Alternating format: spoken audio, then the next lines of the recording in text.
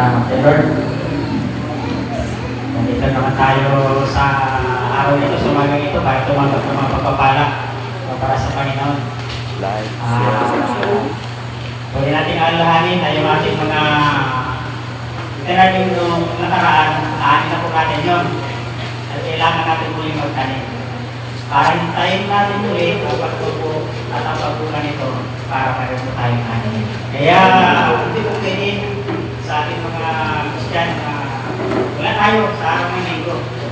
Kasi sa panahon ng pagsamba, tayo po ay magtatanim sa Lord. Para paglipas ng araw mayroon tayong anihin. At kailangan, tuwing linggo, lahat po tayo ay narito. Sa pagkaking tanim natin, kung yun lamang tanim natin, nung nakalipas at hindi namin tayo makatanim, doon lamang po namin natin at wala na po po tayo tatanggapin. Kaya kailangan, lagi po kayo magtatanim sa Panginoon para lagi po tayo may inaanin. Amen. Nakangiti naman po silang lahat ha. Talagang sa Lord po, pagdating nag-abigayo, nakapagiti po ang lahat kasi nandun po pagpapala ng Panginoon eh. Amen. At hindi lamang doon sa pagpapala, ano po, sa kaibigan natin, para tayo pagpalain ng Diyos. Kung tayo mapapakinggan sa Panginoon, na sa ating pagbibigay, kaya pa kung ibang itinalo talaga ng Diyos para po sa atin. Amen. Tayo po ay tinako naman muli sa pagbibigay sa ating Panginoon Diyos na buhay. Amen. At hindi ko lamang ito para sa pagpapala ng material. Kundi ito rin po ang bintinang ng Diyos. Kung bakit niya ito rin na isang tao na nag-alay ng kanyang mahandog sa Panginoon ng tapat ay tinuturing ng Diyos na isang tao matuwid. Hindi lamang po sa pagpapalang material po, kundi nakasalalay din po pala doon. Amen? Mag-ating pagiging matuwid sa harapan po ng Diyos. Kaya kung tayo po ay bibigay ng tapat sa Panginoon, amen? Tinitingnan ng Diyos ang puso mo, ang buhay mo, kung gaano ka katapat, sumusunod sa kanyang kalooban. Amen. Amen. Hindi lamang pagbabalik ng kapapala po sa atin natin tatanggapin. Isa rin yung daan kung bakit po tayo magkakaroon ng kalikasan sa harapan po ng Panginoon. Dahil sa pagbibigay, nagtatapat ka sa Diyos. At nakikita sa puso mo ng Panginoon kung gaano mo siya inirespeto, inagalan at sinusunod. Amen. Tayo po muna ay magipagbukas sa atin po ng kawilanin na kailangan na po natin napapakinggan. Sa tuloy sa ating ng Kawikalan, Kapitulo 3, versikulo 20 hanggang 10. Sabi po dito, parangalan mo si Yahweh sa pamagitan ng iyong mga kayamanan. At mula sa inyong mga pinakamailang na alin, siya ay rin natural. May pinakailang po na alin po hindi po yung mga ikararap po. Kailangan po ay halo natin sa Diyos, pinakailang. Sabi po sa isang mga salita natin, sumunod yung maghalo kung sa isang hari, kung na walang kalalang. Tatanggapin po yan. Hindi po. Ang ating pamahaluan ay gusto na makapaglirihan na siya kung may-ari ng lahat ng bagay. Amen. Kaya po, ihando po natin sa Diyos yung pinakapilinan po na bunga po ng ating mga ani. Amen. Kung tayo po ay pinagpapala ng Panginoon, yung pinagay po na kailan po yung ating ihando sa Diyos. May pangako mo po, Panginoon, sa atin sa Kapitulo 10. Sa gayon, kabalan mo ay lagi nang aapaw. Isimla ng inumin ay hindi nga matutuwa. Amen. Yan po ang pagkakot po ng Panginoon. Kung tayo po ay matatabat, kung pinag-iwalaan tayo ng Diyos sa mga bagay ng kanyang pagmamayari, yan po. Amen. Dahil pinapagkakot niya na hindi mawawalan yung ating mga sisiglan. Amen. Yung ating malalagyan, lagi po yan umapaw, lagi po yan may laman. Amen. Sa pagkakot ng Diyos, amen, sa mga nagtatapat po, sa pagbibigay po sa Panginoon. At alalahanin po natin na lahat ng ating inibang ay hindi po yan natin para sa atin. Meron po yan bahagi ng Panginoon at meron ng tax ng mugyo, meron po yan sa Lord. Amen. At dapat naman po hiningi ng Diyos 20% lang po para po sa akin. Sa pulatan ng Panginoon na mas marami po tayo pangailangan. Amen. Bakit pinagawa ng Diyos? Dahil po titignan ng Diyos. Amen. Kung susunod po tayo sa kanyang mga kalilutuin, para may bubuhos niya ang magpapala para sa akin. Amen. Sa undaan, na ang Biblia ay para po pagpapalain ng Diyos lahat po ng ating pinabubuhay. At alam niyo po, hindi po sa mapagpapala lamang po, tinitingnan po dyan ng Diyos. Amen. At ito palain. Sabi dito sa verse, sabi niya, parangal po si Abis sa pamagitan ng iyong kayamanan. Parangalan po natin sa pinakamainam. At alam niyo po na hindi lamang pagpapala po galing ng Diyos. So sabi po natin ang aklat po ng Hebreo.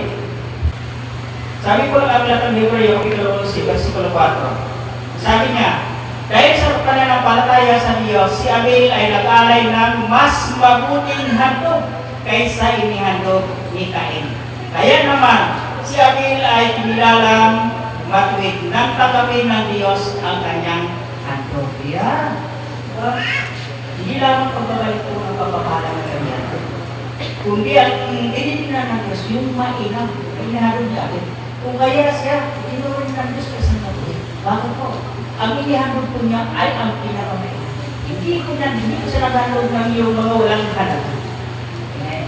Kaya po sa paghahandog po natin, kung tayo naghandog sa Diyos na mainam, itutuloy po na tayo ng Diyos na isang tao.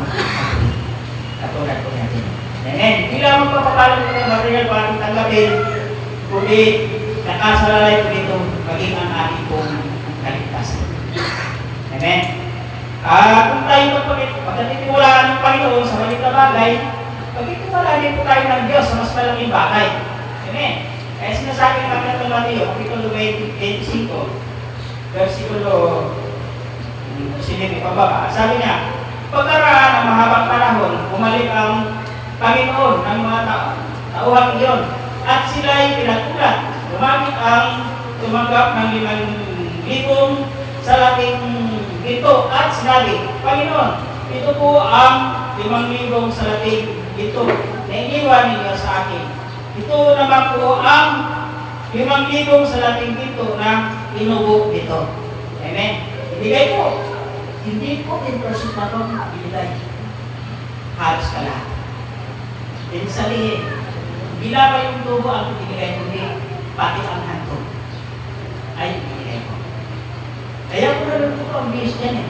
Kaya ko sabi niya sa versikulo 21, sabi sa kanya ng Panginoon, magaling, tapat, at mabuting lingkod.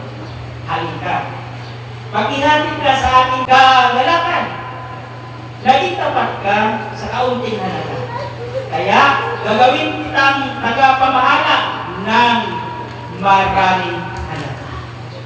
Yan po ang gagawin po ng Panginoon. Kapag pinagkatiwalaan tayo sa maliit na bagay, pagkakatiwalaan tayo ng Diyos sa mas malaking bagay. Ibig sabihin, pagpapalain ng Panginoon lahat po ng ating ikinabubuhay. Dahil pinagkatiwalaan ka sa mga bagay, sa maliit na kayamanan para sa iyo, naging tapat ka, pagkakatiwalaan ka ng Diyos sa mas malaking bagay.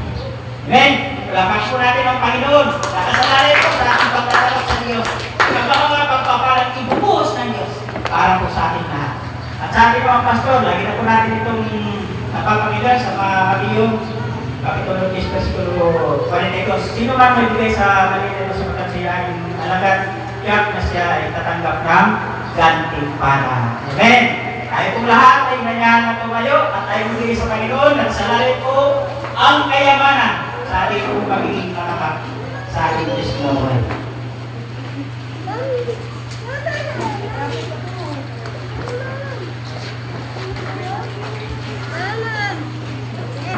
Wala ang spesial na ulan.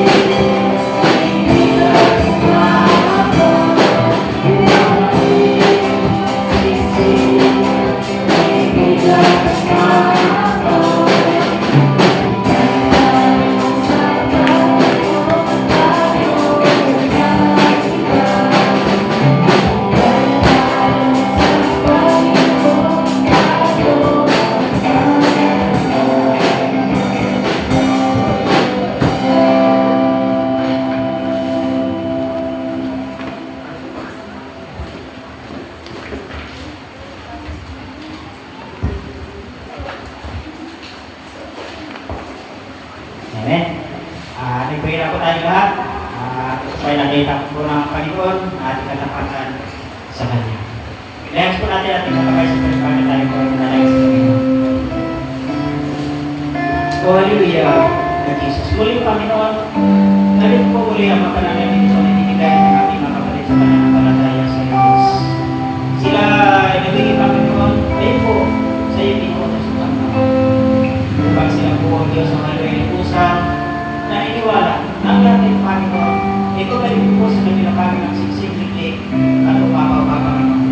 Pagpalain ko na wawali sa kanila ng natawag ko sa mga po, pinakukunan ng kanilang pinakamuhay, mas na ipatuloy na makapagkandong sa iyo Panginoon. Kung mayroon din po hindi ang pagkirahin na patay mo sila o Diyos sila ng nagtrabaho, mga unang pag-igasyo, mga Lord, sa sunod pong maggawain, sila po ay makapagpwede. Salamat po sa iyo Panginoon, at patuloy ko rin po nagnatal na siyang nahawak ng mga pananalig ito. Salamat po Diyos, ingatan mo, ilang nagpagawin Diyos yung buhay, hindi ito magandang mag-away sa pangalan ni Jesus. Salamat po Ama, sa iyo lang napapulik salamat ang pagsaba sa pangalan ni Jesus Cristo na hindi na namin po ng kapagilitas. Kaya nga ng Diyos magsabi na. May kapatid, may kapatid, sa ating mga lakas po na, sa lakas ng bata,